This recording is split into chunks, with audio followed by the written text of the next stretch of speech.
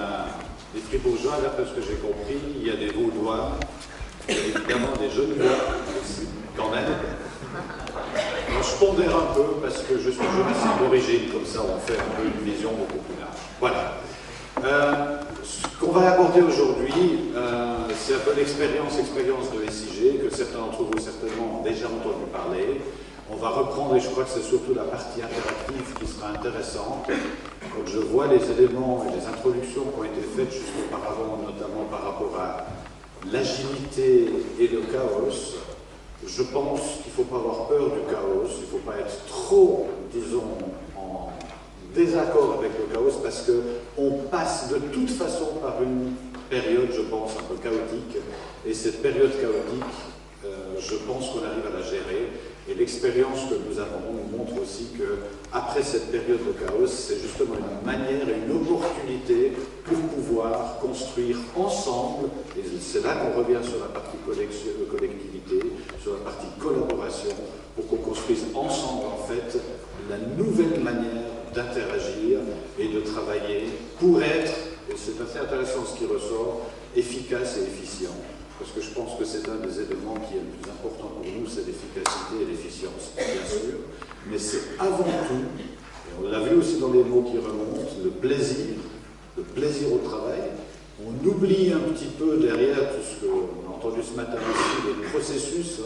Ce groupe a mentionné tous les aspects processus, les procédures qui ont été mises en place. On se retrouve quand même un peu à oublier aujourd'hui le collaborateur, et ce qu'on est en train de faire avec la mise en place d'agilité, c'est justement remettre le collaborateur au centre. Et quand on parle collaborateur au centre, ça veut dire quoi? Ça veut dire tenir compte de sa motivation, donc de son plaisir au travail, et puis des éléments qui sont liés avec ça. Et je crois que ça, à partir de là, nous avons des personnes qui sont motivées. Si nous avons des personnes qui sont motivées, qui arrivent au travail motivées, vous vous retrouvez évidemment avec des personnes qui vont être efficaces et efficientes, donc la performance est au rendez-vous. C'est important aussi de mentionner, je reviendrai un petit peu sur ça plus tard dans les discussions, mais c'est important de mentionner aussi que les objectifs, s'ils sont fixés au début comme étant des outils pour améliorer la performance, on se plante. Et je suis assez précis et concret sur ça. Nous avons une tendance dans les discussions sur l'agilité de récupérer l'agilité en expliquant que ça devient en fait un outil pour être plus performant. Et quand je vois efficacité et efficience, d'aucuns pourraient penser que justement cette efficacité et efficience nous amène vers cette performance. Mais si nous mettons ça comme objectif, on se plante. Par contre, si on met en place une agilité et qu'on la co-construit, la conséquence deviendra une meilleure performance. Donc c'est un petit détail, mais il faut vraiment le mentionner comme ça. Partons pas pour mettre l'objectif une meilleure performance ou plus de performance, mais acceptons le fait qu'à travers les processus que nous avons mis en place, la conséquence est une performance. Et pour être je dirais, pas trop business-like comme on dit, je pense qu'on ne sera pas moins performant qu'avant, ce qui est déjà pas mal. Par contre, si on rajoute de la motivation et du plaisir au travail, on a atteint un objectif qui est bien plus humain. Et je pense que c'est ça l'objectif que nous devons viser aujourd'hui. Voilà, je ne sais pas comment on peut... Je vous présente un petit film qui résume en 12 minutes notre situation, puis ensuite je passerai à la présentation pour les répondre aux questions.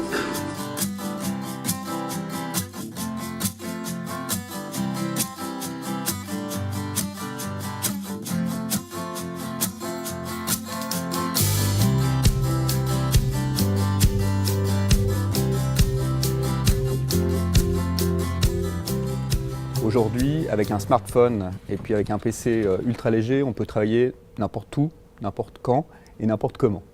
Donc on a repensé un peu la façon de travailler et puis ensuite on a repensé les espaces. Les composantes clés du projet Équilibre, ou ce qu'on a appelé nous les piliers, c'est d'une part l'axe territoire, l'aménagement des espaces de travail. Deuxièmement, au niveau RH, c'est la flexibilisation des horaires et des lieux de travail.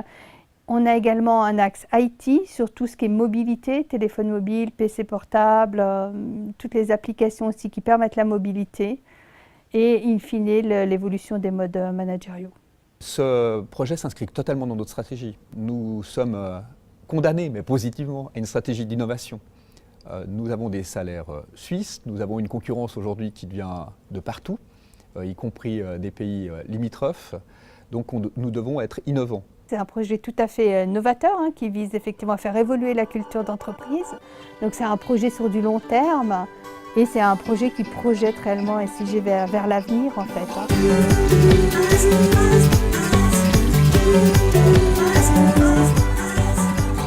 Si on se remet sur le contexte de l'époque, j'étais dans un bureau que je partageais avec un seul collègue et en fait on travaillait ensemble, on résolvait des incidents, des soucis, des problèmes ensemble. Aujourd'hui, j'ai le même contact avec l'ensemble du secteur parce que bien sûr, maintenant, je partage un espace avec toutes les personnes du secteur, ce qui me permet aussi d'avoir beaucoup plus d'échanges avec eux. Les gens se voient beaucoup plus facilement qu'auparavant. Avant, dans des bureaux cloisonnés individuels, on ne savait pas forcément si la personne était là, si le manager était là. Le fait d'avoir une porte bloquait un peu le contact, tout simplement. Quand vous êtes dans vos bureaux normaux, il y a toujours la question de fermer la porte, pas fermer la porte. L'entretien se fait dans un espace confiné, c'est toujours le même, les gens savent où vous êtes, etc. Versus, de l'autre côté, vous étiez dans une situation où les collègues étaient autour de moi et puis on se retrouve d'une manière différente, beaucoup plus spontanée. Je pense qu'en termes de comportement, un des gros changements, c'est la gestion de son temps. Si on passe tout d'un coup une demi-heure à discuter avec un collègue, la demi-heure, elle est pour nous. C'est pas une demi-heure qu'on pique à l'entreprise en buvant un café. Voilà, c'est une gestion et puis le but, c'est de la faire la plus efficace possible. Donc il y a quand même une responsabilisation au niveau du collaborateur sur son organisation et sur comment il emploie son temps. Le bénéfice le plus important, c'est que de se retrouver dans un cadre de travail qui correspond un petit peu à notre rythme de vie. C'est vrai que moi j'ai des enfants en bas âge, ça me permet de les amener à la crèche ou à l'école. Et puis après, de pouvoir récupérer à un moment donné ou travailler un après-midi depuis la maison. De tout d'un coup devoir travailler encore 2 heures un soir, ça m'arrive de temps en temps, mais c'est pas quelque chose qui est forcément pénalisant pour le collaborateur, sachant qu'il y a d'autres moments dans la journée où on a une bonne flexibilité sur nos horaires de travail.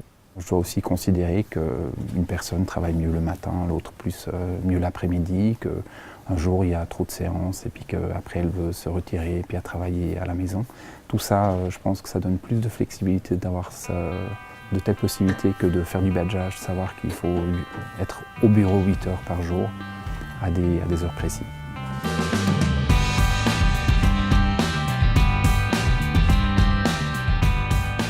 C'est facile de contrôler la présence, de dire à quelqu'un « t'es parti 10 minutes avant mais ça rapporte aucune valeur la plupart du temps ». Alors que là, il faut juger le travail.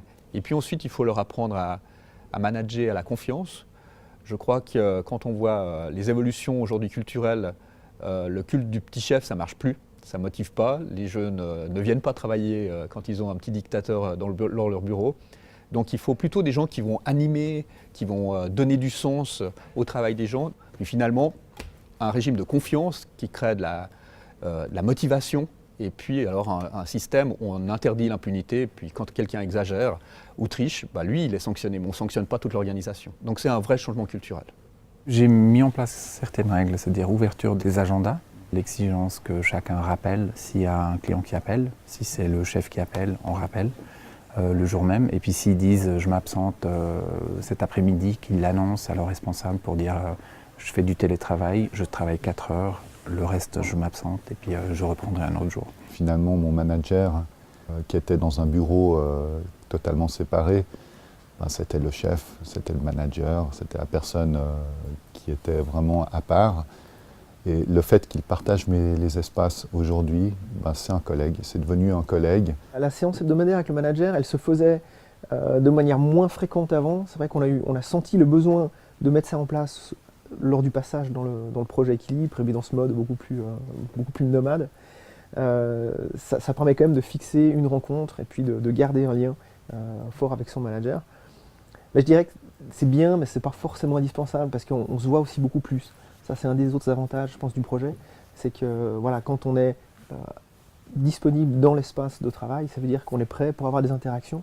Et au niveau du manager, il montre là qu'il est disponible Donc on n'a pas besoin de lui fixer une séance pour tout d'un coup lui présenter quelque chose pendant 5 minutes. Il est là, on interagit, il prend une décision, on lui relaye un message. Les relations comme ça sont beaucoup plus directes. C'est, je pense, bénéfique pour tout le monde, quoi. On évite de passer son temps dans des séances qui sont planifiées 3 semaines en avance.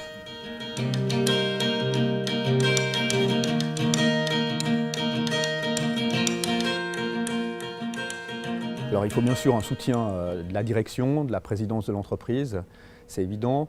Ensuite, il faut aller au volontariat, je pense. On a commencé au volontariat, on n'a pas décrété ça dans toute l'entreprise. Chez nous, donc, c'est la commission du personnel qui représente les associations syndicales. On a demandé qu'ils nous désignent 2 membres en fait, de cette commission du personnel pour siéger au comité de pilotage du projet Équilibre, ce qui a été fait dès le démarrage. On a fait des opérations pilotes, on a montré les succès au niveau de cette démarche et c'est comme ça qu'on arrive à gagner en crédibilité.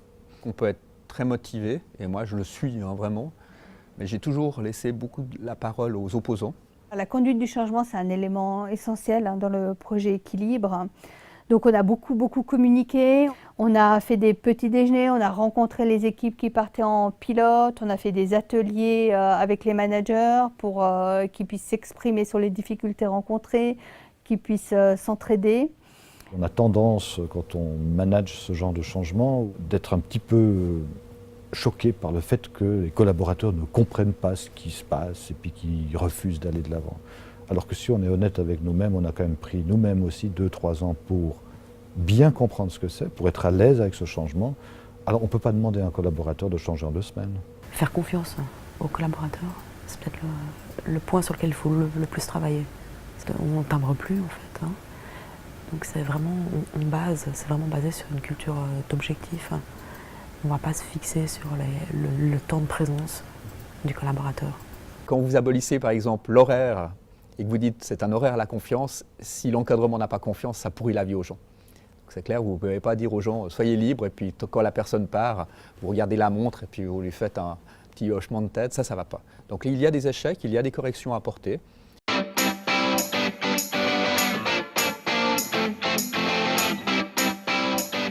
Alors Équilibre, c'est vraiment un projet gagnant-gagnant.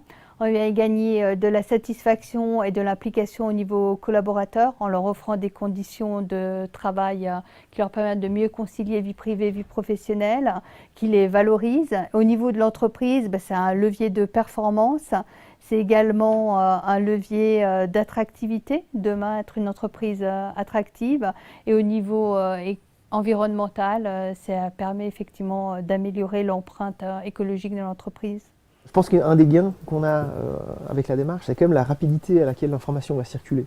Le fait de rentrer dans un espace de travail et puis tout d'un coup voir son manager, voir un collègue de travail à qui on a une question à poser, ça nous permet tout de suite d'avoir une réponse. On n'a pas besoin de passer par je te fixe une réunion, on se voit dans 10 jours, j'ai oublié ce que je voulais te dire. On a la possibilité de se retrouver assez facilement dans les espaces, pouvoir discuter tout de suite des problèmes qu'on rencontre et de les résoudre extrêmement rapidement. C'est beaucoup plus fluide, c'est beaucoup plus aisé au niveau de la communication, au niveau des transferts d'informations. Je trouve qu'on travaille beaucoup mieux ensemble, on se connaît mieux. Et puis ça amène à une efficacité. On peut vite poser une question plutôt d'envoyer un email et puis d'attendre 2 jours jusqu'à ce qu'on ait une réponse. Vous pouvez très bien être à côté de personnes qui n'ont rien à voir avec votre quotidien, si je peux dire dans le travail quotidien, des collègues qui sont sur d'autres dossiers, que vous ne rencontrez pas normalement si vous êtes dans vos bureaux et tout, et vous partagez avec lui qu'est-ce que vous faites, comment ça se passe, etc. Et ça, c'est un immense avantage. Ça enrichit aussi quelque part le travail, de pouvoir autour d'un café parler avec quelqu'un qui traite peut-être des questions similaires, mais qui ne sont pas forcément sur le dossier, c'est-à-dire ça enrichit. Au niveau de l'ambiance de travail, de l'entente entre collègues, on a une évolution très positive. Il y avait des personnes qu'on ne voyait pas forcément beaucoup, du fait qu'elles passaient le matin au soir dans leur bureau, où on ne les voyait pas forcément. Donc des journées, en fait, on ne savait même pas que la personne était venue. Je pense que le projet amène à plus d'efficacité. Ça, je signerai direct. Parce que si les personnes peuvent travailler selon leur rythme qui leur convient, on est plus efficace. On ne doit pas être présent et puis on ne produit rien devant l'ordinateur.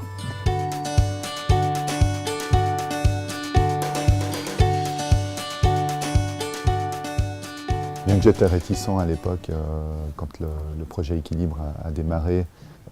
Aujourd'hui, j'aurais du mal à revenir sur une place fixe de travail. C'est vrai qu'en ayant vécu maintenant 2 ans selon ce nouveau mode de travail, les différents éléments qui sont positifs dans la balance vont largement compenser les quelques éléments négatifs. Donc que ce soit au niveau du confort, que ce soit au niveau de la façon d'apprécier son travail, la façon de gérer ses heures de travail, c'est quelque chose qui nous donne de l'autonomie et c'est quelque chose qui est extrêmement agréable. Notamment par la liberté des horaires, la possibilité de travailler à distance quand j'en ai besoin, et le fait aussi de pouvoir travailler avec l'ensemble des collègues de mon secteur. Déjà, rien que le fait de penser que je peux perdre le contact avec eux, c'est inimaginable. On est bien, franchement, on ne pensait pas d'être aussi bien que ce qu'on ressent maintenant. Aujourd'hui, c'est vrai que cette liberté que propose la mise en place des environnements dynamiques, elle n'a pas de prix en fait. Lâcher le téléphone, le laptop et puis le travail à la confiance. Je pense que ça serait dur. Si je devais conseiller ça à des personnes qui seraient concernées par ce projet, je leur dirais sans autre, mais allez-y. Allez-y, ça va changer quoi. Ça va vous changer la vie.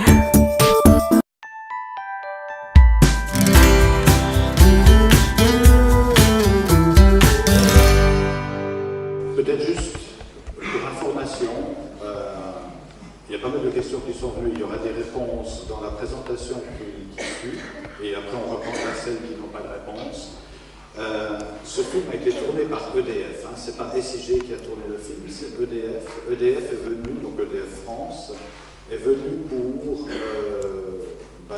questionner en fait, c'est pour ça qu'il y a aussi un peu c'est un petit peu impressionnant pour pas mal de personnes de se retrouver devant la caméra, c'est un des éléments. Je trouve intéressant parce qu'il y a des questions, on parle de bien-être et puis de tout ça, et finalement, ce qui est restitué par les gens, la manière avec laquelle ils parlent, leur voix et tout ça, c'est pas vraiment très encourageant. Donc, il y a peut-être un effet, mais bon. Donc, juste pour dire, c'est donc EDF qui a pris ça, qui a utilisé ce film pour convaincre entre autres, ses collaborateurs au siège à Paris pour RH, à peu près 400 personnes qui ont passé en mode équilibre il y a 3 ans maintenant, et qui font leur exercice aussi d'adaptation par rapport à tout ça. Voilà, peut-être je vais juste passer quelques éléments en revue pour vous donner quelques indications globales, pour reprendre les questions pour la suite. Juste mentionner un peu où nous en sommes. Aujourd'hui, c'est notre business, c'est 250 000 clients, c'est 1700 collaborateurs. Ça vous donne pas mal, disons, une indication aussi sur le fait qu'il y a plus de 100 métiers différents. C'est assez important parce que comment est-ce qu'on déploie ça au-delà des métiers juste administratifs, c'est une des questions qui est ouverte. Et puis aussi mentionner que le chiffre d'affaires aujourd'hui est un chiffre d'affaires à moitié en concurrence, que les gens ne connaissent pas encore très bien aujourd'hui, mais on a sur le milliard de chiffre d'affaires, on a quand même 500 millions qui sont en concurrence. Si je le mentionne, c'est qu'il y a un changement de paradigme qui est en train de s'opérer, et donc on va de plus en plus vers la concurrence, et ça donne aussi un changement de manière de fonctionner, donc une obligation pour essayer de s'adapter pour la suite. D'où est-ce qu'on est parti? Parce que c'est ça qui est important aussi, on a des processus de changement, on a des évolutions en fait de notre société, il y a des nouvelles attentes qui viennent. On a aujourd'hui, c'est en 2013, les indications là, c'est quand même l'influence sur les espaces de travail, c'est un des éléments les plus importants pour la nouvelle génération. Les chiffres 2016 et 2017 confirment cette tendance-là, donc c'est aussi un des éléments qui est important par rapport à la génération qui vient demain. On a mentionné aussi déjà aujourd'hui le remplacement pour SIG. Dans les 10 ans qui viennent, on a 40% de la population qui va être remplacée. Donc 40%, c'est un enjeu, une opportunité évidemment, et cette opportunité, si on la rate, on repart pour 35 ans. Donc on est assez, disons, regardant maintenant pour essayer d'adapter notre business et puis notre manière de fonctionner. Deuxième élément, évidemment, c'est l'équilibre vie professionnelle, vie privée. C'est un peu tarte à la crème, hein. On en parle beaucoup et puis c'est toujours les mêmes questions qui reviennent. Mais l'agilité, la manière de gérer les choses différemment, on l'a mentionné, plusieurs témoignages et des collaborateurs qui le vivent aujourd'hui chez nous sont des personnes qui mettent ça en avant bien plus que d'autres éléments. C'est vraiment cette flexibilité. Alors si cette flexibilité pouvait nous amener encore à éviter par exemple de venir en même temps puis d'éviter des bouchons, ça serait pas mal aussi. Ça c'est un autre aspect qui est plus environnemental. On a des outils mobiles, et ça c'est important parce qu'évidemment on l'utilise tous, mais c'est assez intéressant de voir que dans les sociétés, dans les entreprises, on fonctionne encore différemment. C'est-à-dire qu'on est tous d'accord d'avoir un smartphone sur lequel on se retrouve en train de dire mais la première question qu'on pose à nos amis, à nos familles, c'est où est-ce que tu es lorsque on appelle. Mais la première question ou la première remarque qu'on dit quand on est au travail, mais on ne sait pas où il est, c'est inacceptable. C'est assez intéressant parce qu'on parle du principe qui doit être là puisqu'il travaille, bien sûr, mais le fait de se retrouver dans une situation où il n'y a pas de bureau, on ne sait plus où il est, donc c'est pas sérieux. Il faut un petit peu aussi voir des évolutions privées et professionnelles qui ne sont pas toujours les mêmes. Le trafic routier, c'est surtout valable pour Genève, évidemment. On a énormément de bouchons. Et puis on se pose juste la question de savoir si on pouvait justement aménager notre venue au travail. Je pense qu'on aurait un impact au niveau environnemental qui est assez important. Dans 10 ans, 15 ans, 20 ans, peu importe. Ce n'est pas la question du temps, c'est de dire, on se pose cette question, comment est-ce qu'on peut rester efficient, compétitif et attractif dans notre travail, dans notre milieu, dans notre environnement de travail actuel. Alors, on a des réponses, c'est déjà repris par le film, mais on a des réponses qui tournent autour de ces éléments-là. Donc, notre projet Équilibre, c'est ça, le résumé, c'est une collaboration et l'innovation avec l'intelligence collective. On a des responsabilisations et de la confiance, c'est des maîtres mots, responsabilisation, confiance, autonomie, et puis on travaille ensemble, donc ça c'est des maîtres mots de notre projet. Équilibre, vie professionnelle, vie privée, on l'a mentionné, l'attractivité des talents, 40%, il faudrait peut-être qu'on puisse remplacer par des gens qui ont les compétences et qui sont les talents de demain. Réduction des impacts environnementaux, c'était un des éléments qui était important pour nous aussi. Gestion efficiente des bâtiments et des espaces. Sachez aussi que c'est un élément qui, au début du projet, a été un élément le plus, je dirais, performance aussi. On a dû donner des explications financières. Ça coûte évidemment tout ça. Quel est le retour sur investissement? Parce que ça, c'est toujours la vraie question qui vient quand on fait des changements comme ça. Oui, mais ça sert à quoi? Et puis qu'est-ce qu'on va ramener au niveau argent? Quel est notre retour sur investissement? Alors on a donné des chiffres, alors que ce n'était pas notre objectif, mais on a donné en disant, ben oui, on a moins de mètres carrés, on a moins d'impacts environnementaux, donc ça veut dire quelque part qu'on a réduit aussi nos frais par rapport à ça. Ça se calcule. Mais ce n'est pas l'objectif en tant que tel, je l'ai mentionné avant. Mais on a dû passer par là parce qu'on a aussi un conseil d'administration et le conseil d'administration doit être rassuré par rapport à ça. Alors, 4 axes qui correspondent en fait à un vrai changement culturel qui s'emploie quand on fait ce genre d'exercice. C'est interdépendant, vous ne pouvez pas faire un seulement sans tenir compte de l'autre. Et je crois que ça, c'est important aussi de le mentionner. Vous avez à repenser évidemment l'espace de travail, vous l'avez vu, hein, c'est des espaces qui ne sont pas des espaces d'open space. Il faut bien mentionner l'open space étant un des problèmes contre lesquels moi je me suis toujours battu. C'est l'open space, c'est vraiment la réduction finalement des espaces de travail et puis la concentration des bureaux. Et puis en plus de ça, la course pour avoir le meilleur bureau. Nous ne sommes pas du tout dans cette optique-là. Vous avez vu, ce sont des espaces dynamiques. Si tout le monde vient en même temps au travail, il y a de la place pour tout le monde. La seule chose, c'est que vous n'allez pas forcément choisir à côté de qui vous êtes. C'est tout. Mais il y a de la place pour tout le monde. Et puis il y a des écrans pour tout le monde, et puis il y a tout pour tout le monde, en même temps. Donc ce n'est pas une question de concentrer et puis de gagner de la place par ce biais-là. C'est plus une approche dans laquelle vous vous retrouvez, où vous dites quelque part, c'est plutôt une colocation. Une colocation, il y a des moments où vous avez, plutôt que d'avoir un bureau de 15 mètres carrés ou 20 mètres carrés pour le directeur ou pour le super directeur, il a 25 mètres carrés et puis une fenêtre de plus parce que ça fait partie des attributs du chef, vous avez 400 mètres carrés que vous partagez. Et vous avez 400 mètres carrés. Donc c'est une manière de fonctionner différente. Et vous pouvez vous mettre où vous voulez. Donc ça veut dire que si vous avez besoin de vous isoler, il y a des bureaux où vous pouvez vous isoler. Enfin voilà, c'est ça les systèmes dans lesquels nous sommes, mais ce n'est pas de l'open space qui est complètement réducteur, qui va complètement à la rencontre de non seulement la motivation, mais surtout le bien-être des collaborateurs. Deuxième élément, c'est le cadre RH. On peut y revenir aussi, parce qu'évidemment, on nous demande toujours, oui, mais ça veut dire qu'il n'y a plus d'horaire, donc comment est-ce qu'on gère les horaires, comment est-ce qu'on gère les heures supplémentaires, comment est-ce qu'on évolue ça, j'y reviendrai. Il y a plein de questions qui sont en lien avec ça, on peut aller plus dans le détail. On trouve des réponses grâce à l'agilité, agilité dans le sens où on est innovant, donc on trouve des réponses. Et puis on n'est pas en dehors du cadre réglementaire, il faut le savoir. Il y a beaucoup d'éléments du SECO, des cadres qui sont très, disons, dans une approche complètement différente, mais ça marche. On peut trouver les éléments. Exemple, à SIG, les heures supplémentaires, donc vous avez l'horaire à la confiance, mais les heures supplémentaires, si vous en avez besoin, vous pouvez les prendre. C'est pas qu'il n'y a plus d'heures supplémentaires, mais on décide avant, on ne décide pas après. Ça, c'est un élément. Atteignabilité, on ne travaille pas toute la nuit. Parce que bon, si le chef qui lui est insomniaque au téléphone et estime que vous devez être disponible, ça va mal faire.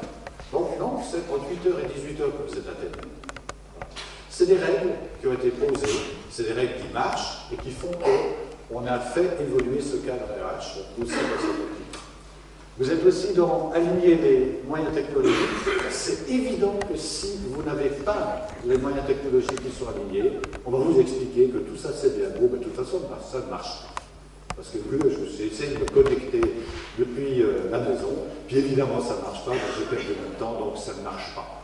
Donc ça, c'est un élément important. Et le dernier, qui est le plus important évidemment, c'est toute l'évolution. On a beaucoup mentionné aussi de la manière à laquelle nous manageons nos équipes aujourd'hui, c'est quand même pyramidal, des histoires, des historiques, qui en fait, on vient quand même d'un monde qui est organisé comme ça. Là, on l'a dit avant, on arrive sur des logiques de partage, on a des nouveaux rôles, on est plus sur la collaboration, du soutien et tout ça, mais le changement de perception du rôle du manager, c'est très théorique quand on en parle comme ça devient très pratique pour le manager et ça implique un sacré changement de culture pour lui aussi.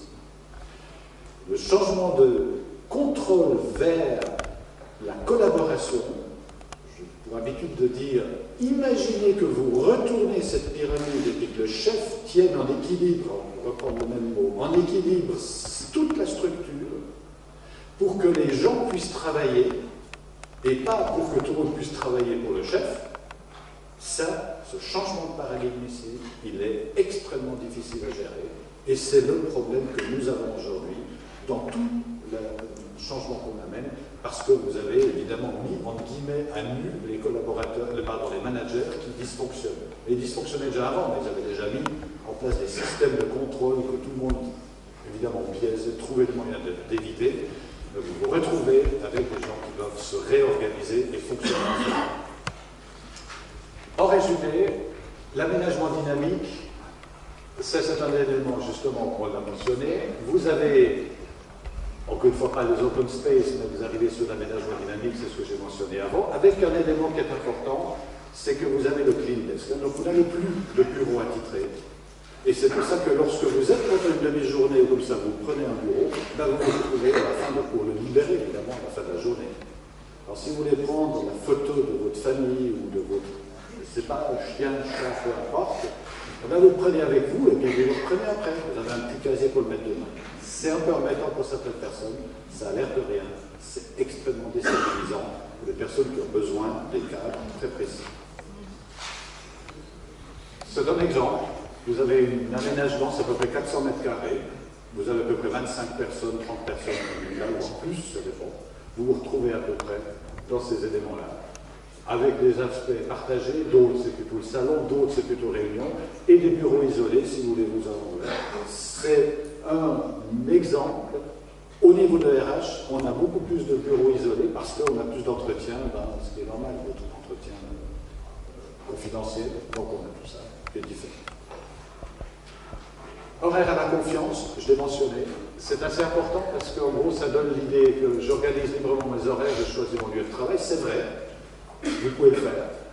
vous arrivez jusqu'à une logique de 40% du temps de travail que vous pouvez passer en dehors du bureau.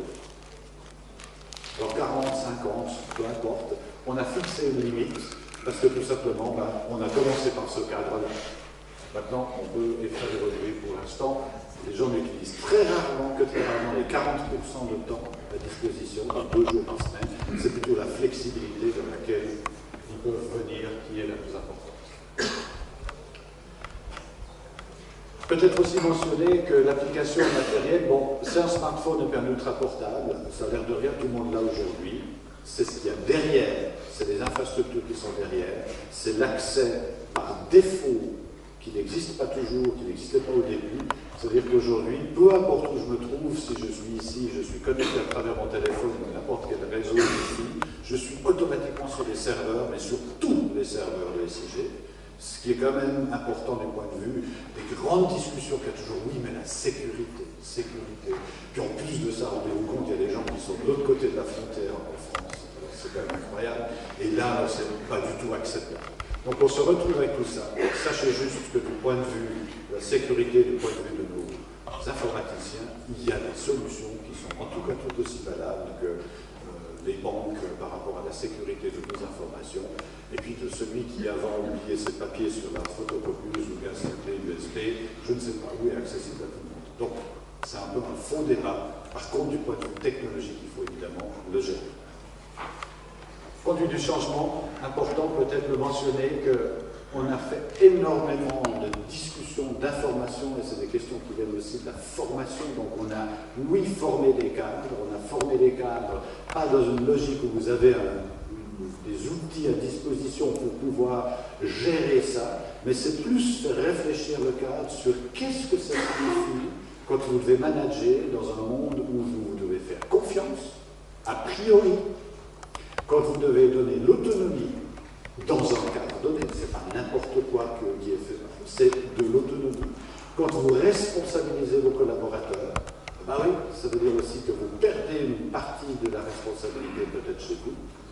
Et puis quand vous collaborez, parce que c'est ça qui est important dans cette logique de collaboration, c'est accepter aussi que l'autre a peut-être des choses à nous amener. C'est important et les managers ont travaillé sur ça dans les formations et on s'est retrouvé à mettre en place aussi une identification de tous les risques potentiels. Commencer, y compris avec les syndicats, les managers et les collaborateurs, de dire mais dans le fond, c'est quoi vos peurs?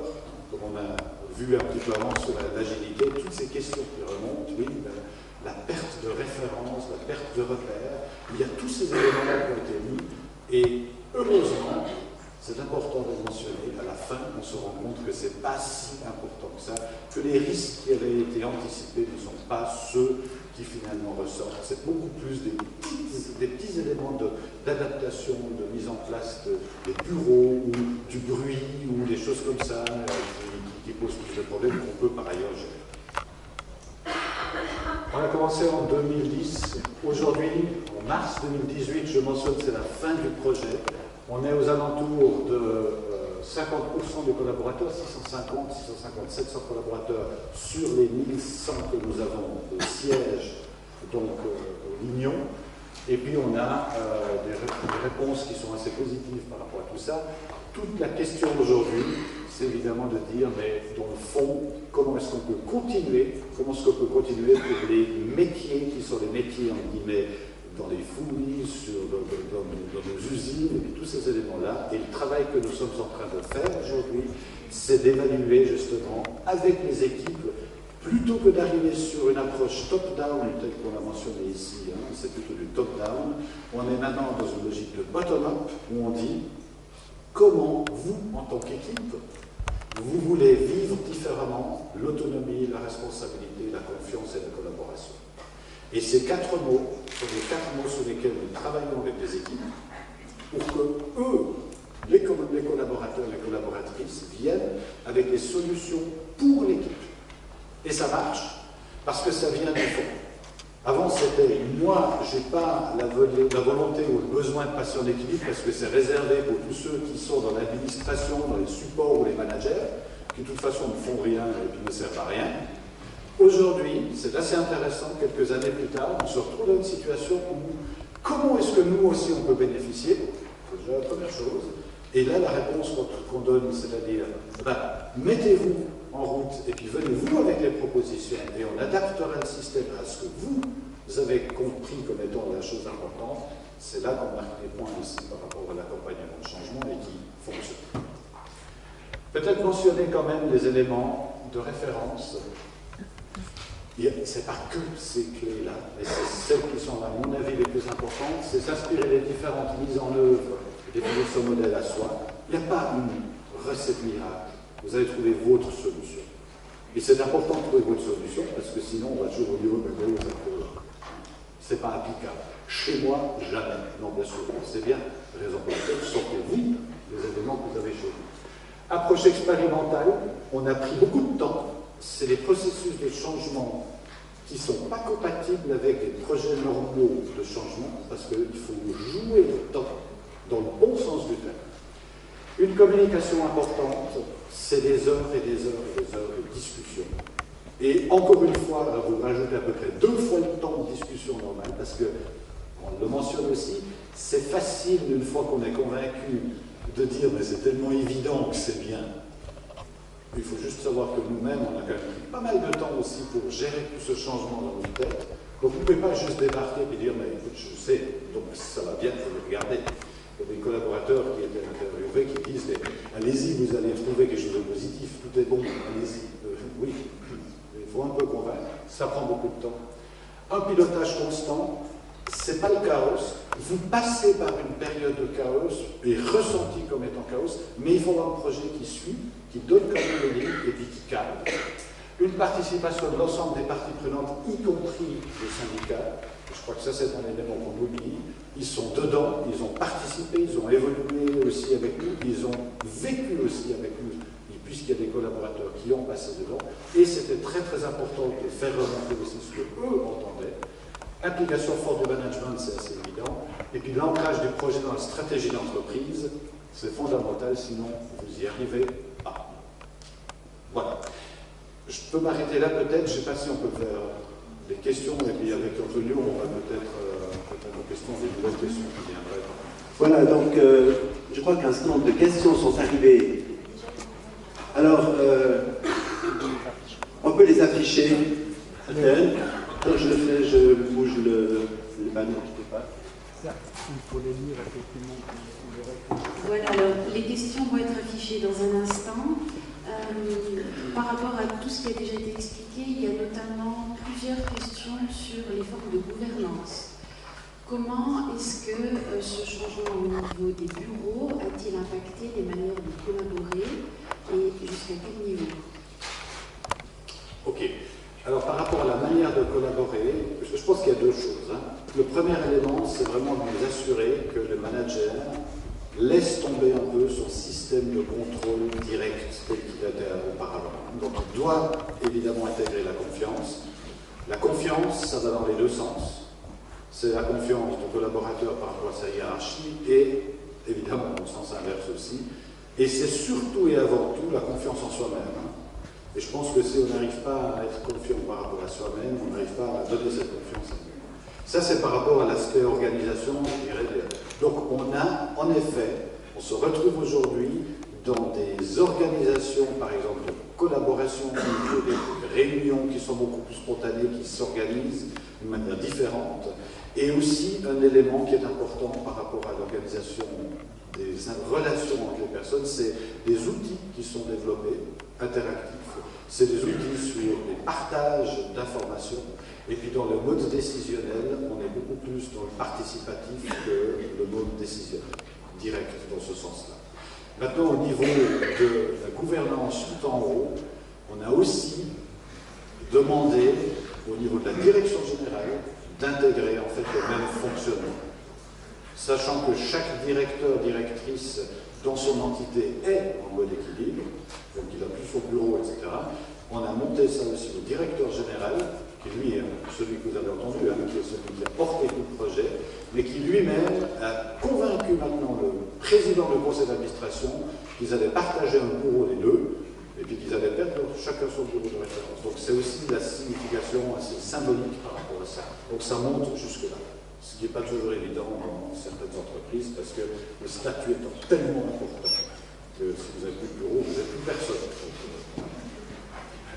De plus, pour les équipes, on a fait l'expérience nous-mêmes des équipes qui ne se représentaient pas comme des collaborateurs, malgré le fait qu'elles travaillaient dans la même direction, par exemple aux ressources humaines, de par la proximité, la découverte réciproque des tâches et du quotidien des uns et des autres, se sont mises à collaborer et ont créé eux-mêmes des règles et des fonctionnements internes de collaboration, alors qu'avant ils étaient dans des bureaux séparés, et je peux vous dire, ils savaient à peine ce que faisaient les gens qui maintenant côtoient leur quotidien. Donc on voit aussi une espèce de mouvement à créer collectivement et sans forcément avoir des signes, des directions données par le management, de systèmes collaboratifs, et ça c'est très intéressant, parce que là on parle de l'émergence d'innovation, de groupes d'intelligence collective. Peut-être l'aspect rémunération. Je vais peut-être ouvrir un petit peu le côté rémunération. On a réorganisé aussi bien le système de rémunération que le système d'évaluation, qui est évidemment unique, mais bon, enfin, pas toujours, mais chez nous ça l'est. Donc, par rapport à l'évaluation, on a mis en place un système qui, avant tout, évalue les compétences de savoir-être, de savoir devenir, de savoir-vivre, versus les compétences de savoir-faire ou de savoir-tout. On part du principe que de plus en plus le savoir est acquis pour tout le monde. Pour l'humain, c'est très relatif ce que je dis, très réducteur aussi, certainement. Mais on part du principe qu'aujourd'hui, on n'a plus ce problème de savoir. On a moins en moins de problèmes de savoir-faire, parce que là, il y a beaucoup d'expérience qui est là, qui existe. Mais pour mettre en place un système tel qu'on mentionne comme ça, pour garantir cette agilité, pour garantir cette évolution, vous devez avoir de plus en plus de compétences sociales, soft skills, peu importe comment on l'appelle, donc savoir-être, savoir-vivre, savoir-devenir. Et ces éléments-là, dans les référentiels de compétences qui permettent justement d'évaluer les compétences des collaborateurs et le lien de monter dans la rémunération, si je peux dire ça comme ça, ils sont surtout axés sur ces compétences-là. Donc ça a été mis en place à partir du début de cette année, donc on commence à adapter ces éléments-là sur ça. Notre système de rémunération est un système qui fonctionne sur, encore une fois, la prise en charge, la prise en compte de l'évolution ou de l'acquisition de ces compétences plutôt sociales, mais aussi pour l'atteinte des objectifs, et puis on a séparé ça, et les objectifs à la base et l'évaluation des compétences, le grand changement qu'on a mis en place sur cette année, c'est en fait l'auto-évaluation qui prime. En résumé, avant que vous entriez dans un entretien d'évaluation, vous avez d'abord le collaborateur qui dit dans l'entretien et qui écrit ce qu'il pense de lui.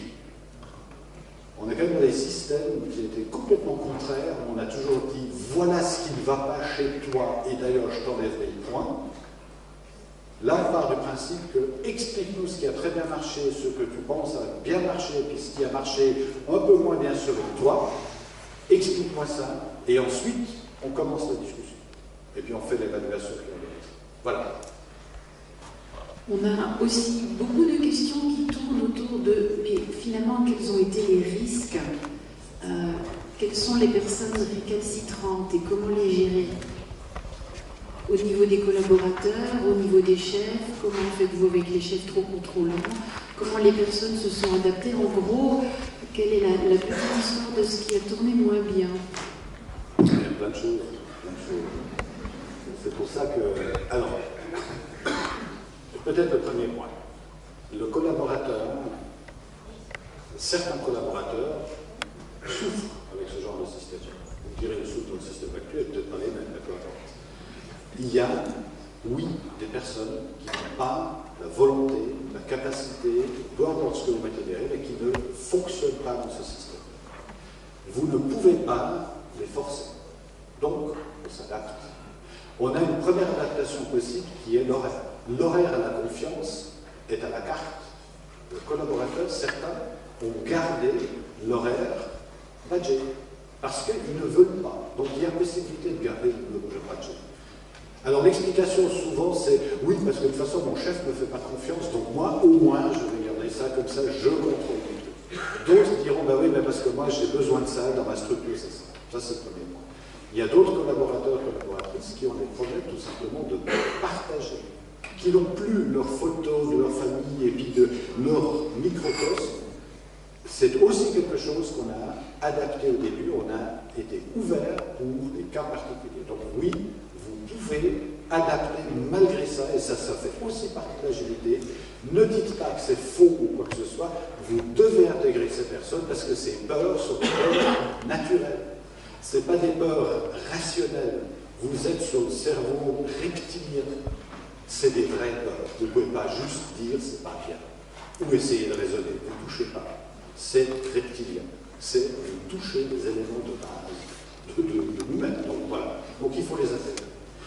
Au niveau des managers, oui, il y a des managers qui n'arrivent pas, tout simplement, à ne pas contrôler.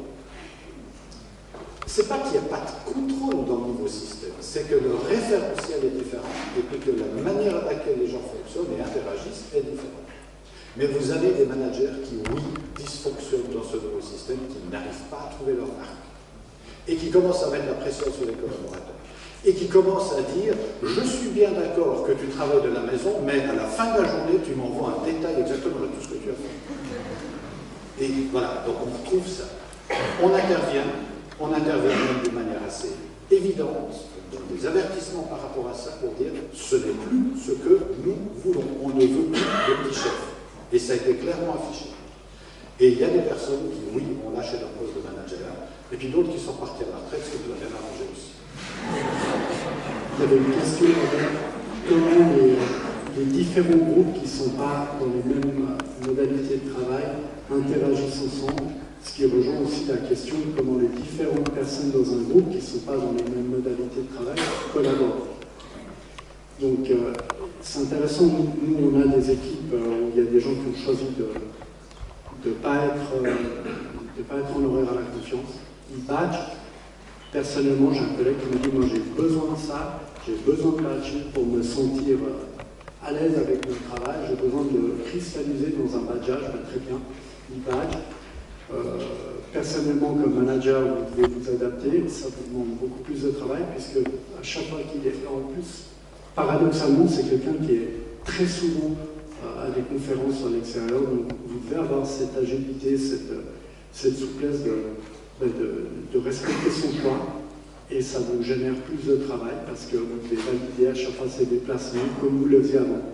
Donc moi, j'espérais être libéré de ces tâches fastidieuses, administratives, et me consacrer à autre chose. Je l'ai encore, mais je le fais avec plaisir, parce que je sens que lui, ça permet d'accepter qu'il y a un système autre que le sien qui vit, parce qu'il reconnaît qu'on accepte le sien, sa manière de voir le travail. Donc ça se passe assez naturellement. Quant aux interactions entre groupes, c'est vrai qu'il y a encore des parties de l'entreprise, vous l'avez vu, qui ne sont pas passées en mode équilibre, d'autres qui sont totalement en mode équilibre, qui ont cet état d'esprit. Je dois dire, moi, je n'ai pas une réponse sur la globalité des interactions et des ressentis par rapport aux gens, comment ils voient des équipes qui sont en agilité. Je crois que c'est au cas par cas, avec le bon sens, et surtout en respectant le choix des autres. C'est un petit peu plus difficile quand les autres équipes souhaiteraient être en équilibre et ne peuvent pas, au vu de leurs activités, ou peut-être encore leur manager qui est un peu frileux à entrer dans la dynamique. Autre question sur l'évolution du temps de travail. Est-ce qu'avec cette flexibilité, les personnes finalement travaillent plus et sont moins absentes? Alors, le risque de travailler plus existe, il est sérieux. On le gère justement par rapport à cette disponibilité, cette atteignabilité quand on n'est pas là. Ensuite, il y a un raisonnement, il y a un comportement qui est assez intéressant, c'est que confiance, pour être digne de confiance, certaines personnes en font plus pour être justement sûres qu'elles soient dignes de confiance. C'est un risque important. On l'a adressé, on le mentionne, on explique aux managers et aux collaborateurs que ce n'est pas normal de travailler plus que 8 heures. Par contre, vous pouvez travailler quand vous voulez, c'est un peu différent. À eux de régler leur horaire et puis de faire en sorte que ça n'exagère pas d'un côté ou de l'autre. Parce que c'est ceux qui travaillent moins potentiellement. Parce que souvent, de toute façon, ils foutent rien. Voilà. Par définition, on enlève le présentéisme. Et c'est ça qui est important, parce que c'est un élément aujourd'hui. Le manager qui disait de toute façon, oui, il est là, donc il travaille, donc c'est plus mon problème, et puis c'est bon, j'ai réglé, j'ai managé. Vous vous retrouvez sur une logique complètement différente, dans cette logique de confiance. Donc oui, à la fin de la semaine, quand les personnes sont là, ou peu importe les moments, le manager a la responsabilité de poser la question par rapport à le volume de travail, et on le régule sous cet angle-là. Et le manager, le collaborateur, c'est vraiment lui aussi qui a la possibilité de dire non, j'en fais trop. Et encore une fois, le dernier point, il y a la possibilité de demander des heures supplémentaires. On n'a pas banni l'histoire des heures supplémentaires. Et ça, c'est assez important pour réguler justement cette question. Je crois que vous citiez Machiavel, je citerai Kierkegaard qui dit que finalement, l'angoisse, c'est le vertige de la liberté. Vous vous retrouvez du jour au lendemain avec une liberté organisationnelle totale et c'est anxiogène. C'est vrai.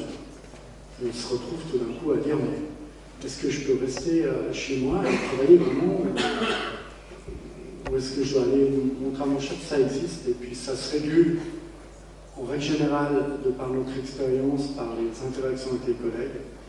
On voit qu'on est tous dans la même situation, on commence à avoir la normalité ailleurs. On se dit, ben voilà, on peut travailler à la maison sans devoir trouver un autre manager parce que maintenant on est dans un système qui le comprend. Et ça se fait petit à petit, naturellement, mais c'est vrai qu'au début, il y a une angoisse de se retrouver tout d'un coup avec ces prérogatives que l'on n'avait pas avant. Alors, il y a aussi certaines questions sur la genèse de ce projet, puisque vous avez montré le démarrage par volontaire.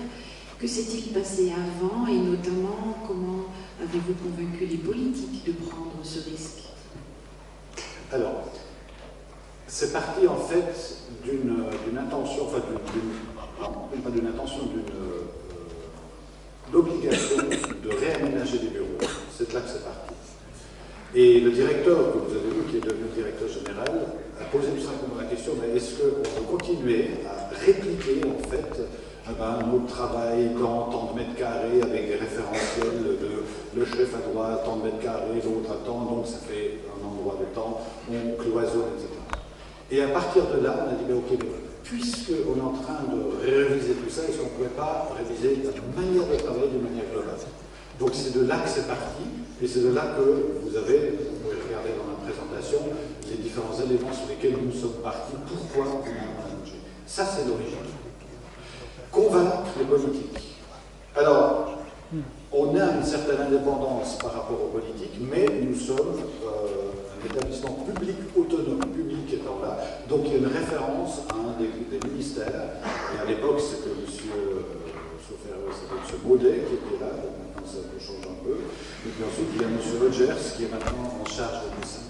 Globalement, le Conseil d'État n'a pas d'interférence là-dedans. D'ailleurs, c'est très intéressant. Aujourd'hui, le Conseil d'État au niveau genevois est en train d'essayer de faire passer des règles, même des lois, pour mettre en place l'équilibre.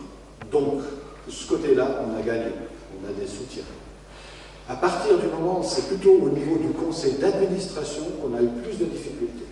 Et les conseils d'administration, vous avez des représentants, on a 24 membres dans le Conseil d'administration. C'est une émanation du monde politique genevois, puisqu'en fait, c'est au prorata des partis, enfin des résultats des élections, que vous avez représentants des villes, des cantons et puis du Grand Conseil, qui sont les membres qui sont chez nous au niveau du Conseil d'administration. Donc c'est éminemment indépendant et pas politique du tout, évidemment.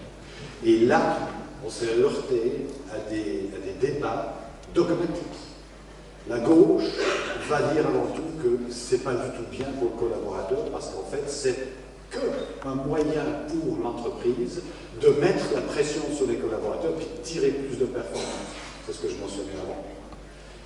De l'autre côté, la droite trouve ça très bien puisqu'il y a plus de performance et puis donc tout va bien et puis c'est vu sous cet angle-là. Mais non, c'est pas ça, c'est le bien-être. Ouais, mais le bien-être, de toute façon, ils sont déjà tellement bien ici, tout va bien. Donc vous avez, donc c'est des débats qui sont des faux débats. Donc on est allé avec, on a dit un pilote, puis on a dit on y va, on essaye, mais on peut revenir. Hein. Et on a essayé avec 100 personnes. Et puis on a fait 18 mois de pilote. Et puis ensuite on est remonté, puis on a dit, ouais, bah écoutez, c'est quand même intéressant, parce que l'enquête de satisfaction, elle est très claire. Au début, on a un tiers qui est positif, un tiers, je dis que pourquoi pas, puis un tiers, alors certainement pas. À la fin des 18 mois, 24 mois, vous arrivez à 80-20. 80 qui disent, oui, c'est génial, 20 qui disent, ouais, moi j'ai eu pas mal de problèmes. Et quand vous posez la question à ces 80-20, donc à ces 100, est-ce que vous voulez retourner en arrière? C'est 95% de personnes qui disent « Ah non, non, non, moi le problème que j'ai, parmi les 20, ben, c'est plutôt l'organisation, on a trouvé des solutions, il n'y a personne, 5 qui veulent revenir en arrière. » Et ça nous a permis de dire au niveau du conseil d'administration, écoutez, il y a 95 personnes qui veulent continuer, 95% qui veulent continuer. Donc voilà, et c'est avec ça qu'on a convaincu. Mais c'est un débat qui est devenu politique au début, qui est redevenu un petit peu managériel, et puis après, on a dit, oui, mais ça coûte cher, donc on ne va pas vous donner le budget. Alors bon, on a géré différemment, et puis on a trouvé les solutions pour répondre à ça. Juste un petit complément par rapport à la genèse, il y avait effectivement une opportunité de réaménager autrement. Il y avait aussi, je ne sais pas si tu te rappelles, la flexibilité des horaires à l'enfant. C'est vrai. Je ne sais pas si on t'a dit. Il y avait aussi toute une partie de l'entreprise au niveau informatique qui avait un sérieux problème de flexibilité par rapport à leurs habitudes, à comment ils travaillaient, et puis le cadre horaire qui était fixé. Donc on rencontrait toujours des exceptions à faire pour ces gens-là, et de grands débats, et puis ça aussi, ça a été l'initiative de réfléchir sur le travail, c'est quoi, on le batch comment, ou le batch plus. Voilà. Il y a une question par rapport aux clients. Oui, justement, c'était ma question suivante. Nous avons encore deux questions.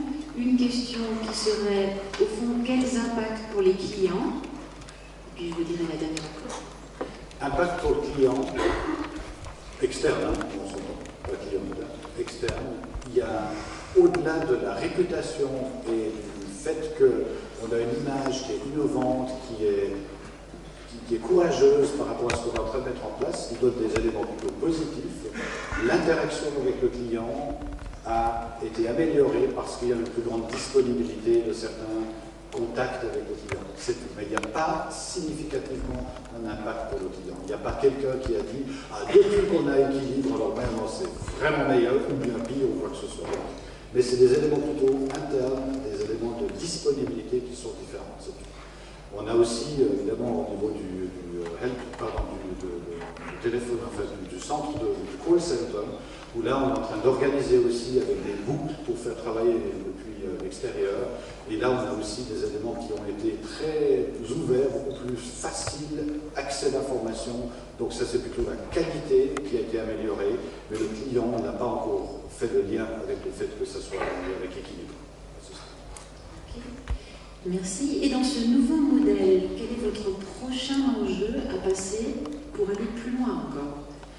Plus loin, c'est trouver la solution adaptée à chaque équipe, qui sont des équipes terrain qui aujourd'hui n'ont pas bénéficié de ça, puisqu'en fait, ils n'ont pas encore eu l'aspect organisation des bureaux, des choses comme ça.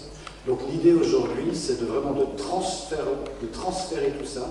Encore une fois, comme je l'ai mentionné, avec les 4 mots-clés, c'est-à-dire autonomie, responsabilisation, confiance et collaboration, comment est-ce qu'on peut faire vivre, comment est-ce qu'on peut adapter ça pour toutes les équipes, y compris les équipes terrain. Ça, c'est le vrai défi de demain. Et puis le deuxième point, qui est le gros défi, c'est ce que j'ai mentionné aussi dans la cohérence globale de mettre ça en place, parce qu'on est quand même dans une approche de bien-être au travail. Bien-être égale motivation, motivation amène la performance, mais c'est de remettre le collaborateur au centre et d'évaluer et travailler à travers cette auto-évaluation, un dialogue qui est nouveau pour amener la hiérarchie aussi à vraiment faire évoluer ces pratiques pour justement arriver encore à un meilleur bien-être des collaborateurs. Voilà, ça c'est globalement les objectifs qui restent encore à faire. C'est bon, 3 mois de m'avoir fait ça. Voilà, nous sommes arrivés au bout du temps disponible. 112 questions, c'était sûr qu'il ne faut pas les traiter toutes. Nous espérons qu'elles vous seront néanmoins utiles pour vous, ces questions. C'est autant de réponses à construire dans vos environnements. À ce stade, il ne me reste plus qu'à vous adresser un immense merci pour votre discussion.